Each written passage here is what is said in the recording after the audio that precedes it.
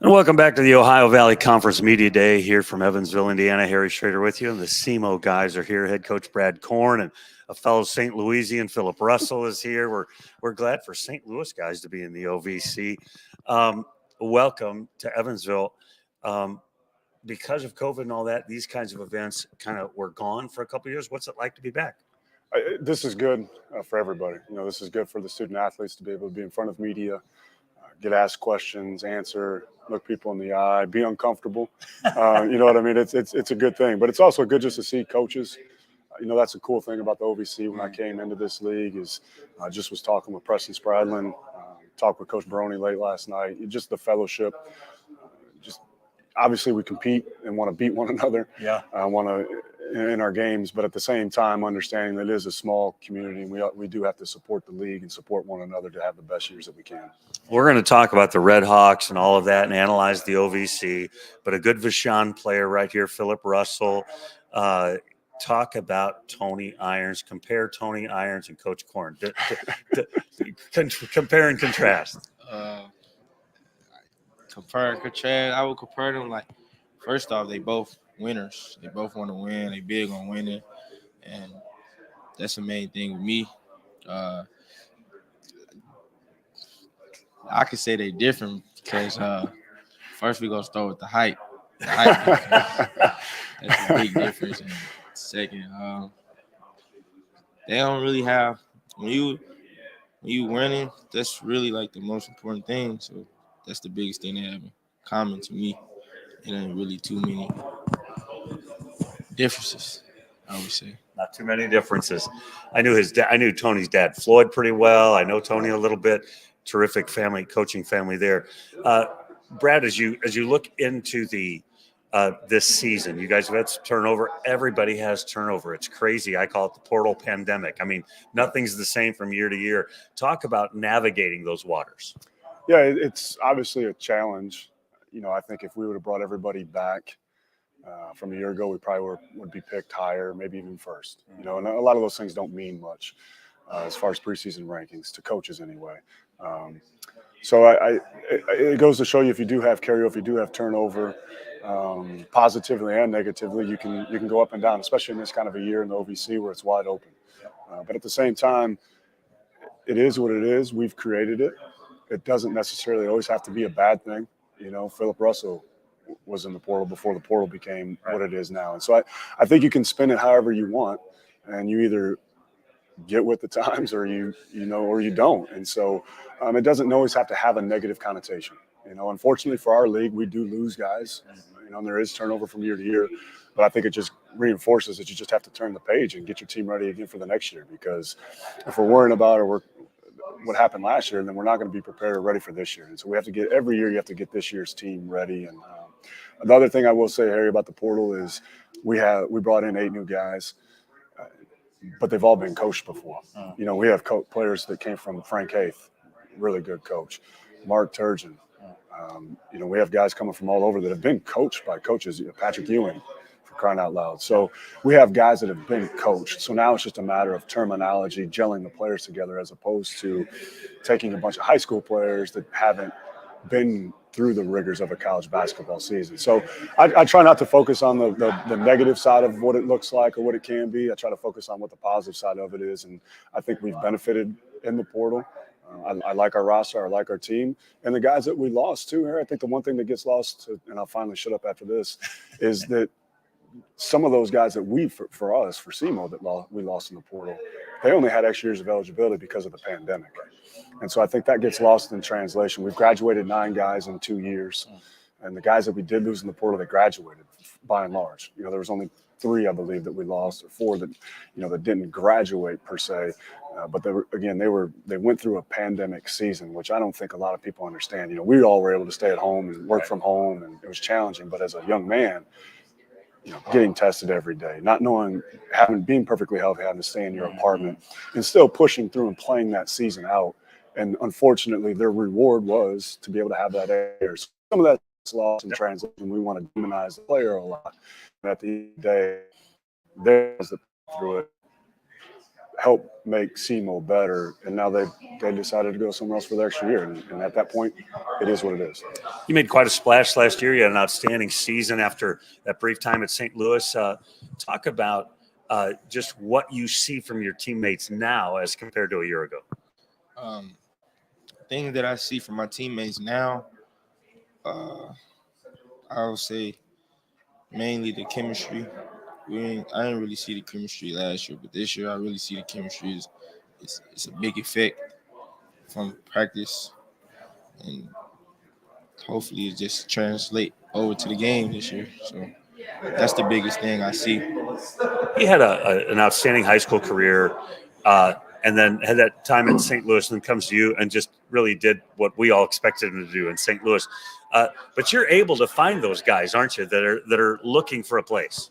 Yeah, and you know, you have to give our staff. You know, we talked about the portal, but you have to give our staff a ton of credit. You know, they did a great job of putting that roster together. And Coach Pickens is from St. Louis. We have Coach Ladon Champagny from St. Louis as well. So, and St. Louis has always been good to myself over the years. And you know, SEMO. We talked a history with SEMO and a history with you. Exactly, and so it's a great basketball city, and so we're fools if we don't recruit that city. That doesn't mean you get everybody, but you do your homework. You recruit guys, all those guys in that area, and then you see where the chips fall. And we not only do we have Philip, Kobe Clark, Dylan Branson. I was going to say another Wolverine. Yeah, you know, so we have guys on the roster, and I think that's very, very important. It's important for our program. It's important for the region. It's important to the state. And so I think that's and good basketball players. You know what I mean? Philip should have been freshman of the year last year. For whatever reasons, he wasn't, and that's now we have motivation to continue on. You know, we can't be living in the past, but there's really, really good players in that city, and we're always going to recruit that city. You talked about bringing in so many new guys. Talk about your roster a little bit. Tell us some of the names and the people we should be paying attention to. Yeah, I mentioned one, Kobe Clark, who went to Georgetown out of high school, played with Philip at Vashon with Coach Irons. You know, another young man, Quan Smart, who went to Maryland out of high school, then went to FIU. I think he could have a nice impact. Israel Barnes, he went to Weber, stayed out of high school from Wichita, Kansas, started as a true freshman at Weber. And that was at the height of Weber when Damian Lillard had just left. And so that was a popular program at the time. And then he then went to a Division II MIAA school, Newman, right there in Wichita, and averaged 19 points a game for them. So he comes in and brings a lot of experience and just a bunch of character. And then you look at other guys. We have two kids from Tulsa. I mentioned Coach Hayden, two transfers from Tulsa, Gavin Camille, who was injured and didn't play a lot, and even Josh Early, who didn't play a lot as a big guy. So those are the bulk of the guys, the new guys that came in. I'll be honest with you, we talked about St. Louis. We have a young man, Tevin, from St. Louis, from Hazelwood Central, who's been a nice addition to our roster. He's a competitor. He's tough. We have another young man from Tennessee, high school kid, Mason Handback, just 6'10", getting better every single day. Evan Ursher, a freshman kid out of Tennessee, who went to Webb High School down just south of Nashville. So I think that pretty much is everybody. If I'm probably missing one person, but that's the bulk of the guys, and it's a nice blend of guys. Philip has talked about it all day today, just the chemistry and the coming together and the competitiveness. There is one guy that redshirted last year for us, Adam Larson, 6'9" kid, can really shoot the basketball from Wisconsin. So he's kind of a throwback. You know, he transferred to SEMO, if you will. You know, He decided not to leave. He stayed with us, got better, got stronger. So I look for him to have an impact for us as well this year. And then you've got players coming back that we know about, meaning Harris and others. So you've got a nice blend. But I do have a question about Harris. He was like the guy.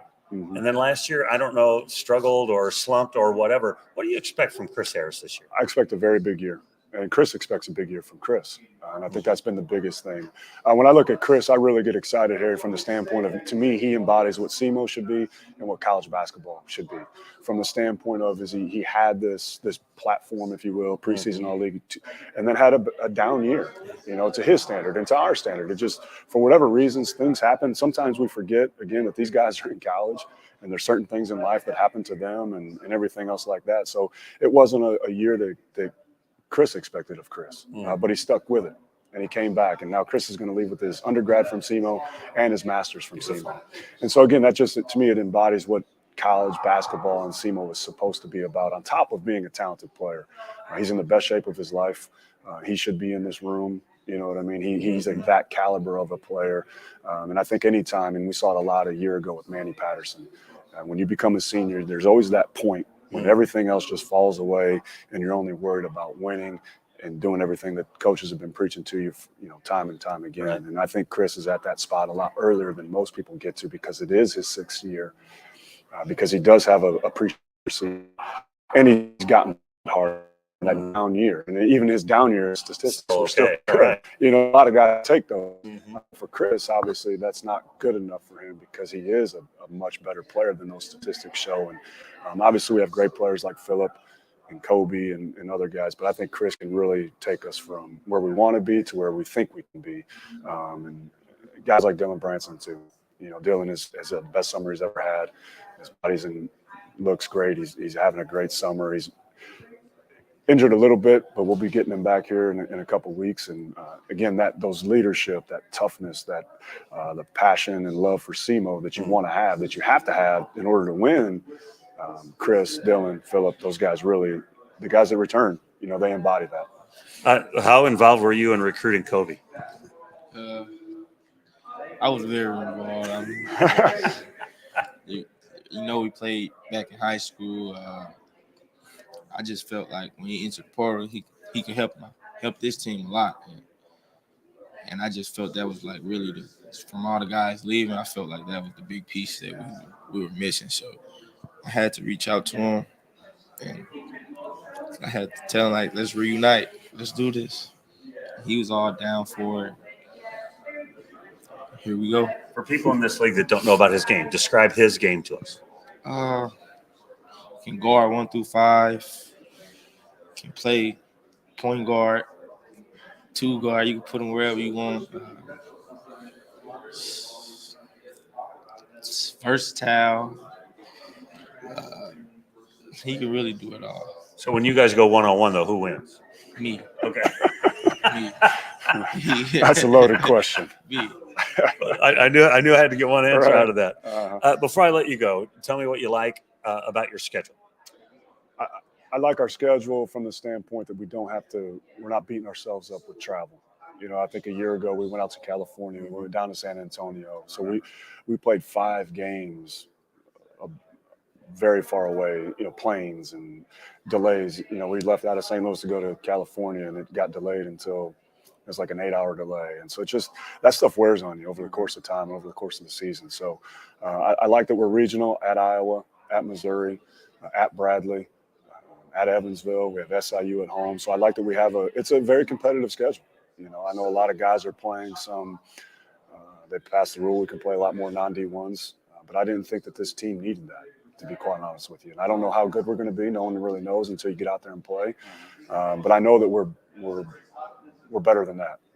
It's from a standpoint of, not that we're better than anybody else, but we needed to be challenged. You know what I mean? And I think the guys want to be challenged. We don't want to just show up and go through the motions and just win, just to say we did it. And so there were a couple of games out there that we were looking at, and it just was like, you know what? These guys don't come here to do, to just kind of kill time to get to the end. They come here to compete, to play against the best. And so we have a very competitive schedule, but it's regional. And I think you have big games. I mentioned earlier, Missouri. We try to get guys back home. We'll always try to do that. The St. Louis guys are close enough to where a lot of people can see a lot of those games. We have Chris Harris is from Chicago, Quan Smart from Chicago, Adam Larson from Wisconsin. So we're playing an MTE up in Milwaukee. So we get those guys closer to home. We have a young man, Nate Johnson, who didn't play a ton last year, big guy. He's from South Florida, Miami, Fort Lauderdale area. And we're playing South Florida opening night. So we try to get guys back home a little bit for those seniors so they can kind of have a little bit of a homecoming, if you will. So really that's our only travel, and it's opening night. I want to get the guys out of Cape, out of the region, out of the gray skies of the Midwest when the season starts. So we'll go down to the beach, have a little fun, compete, win a game, come back home. But I like that our schedule is regional and ultra competitive. Appreciate your time, Brad Korn, Philip Russell. They're from Southeast Missouri, and they're going to be very good this year. Pay attention to the Red Hawks. We're going to be back with our next coach in just a minute. We're covering the OVC Men's Basketball Media Day from Evansville.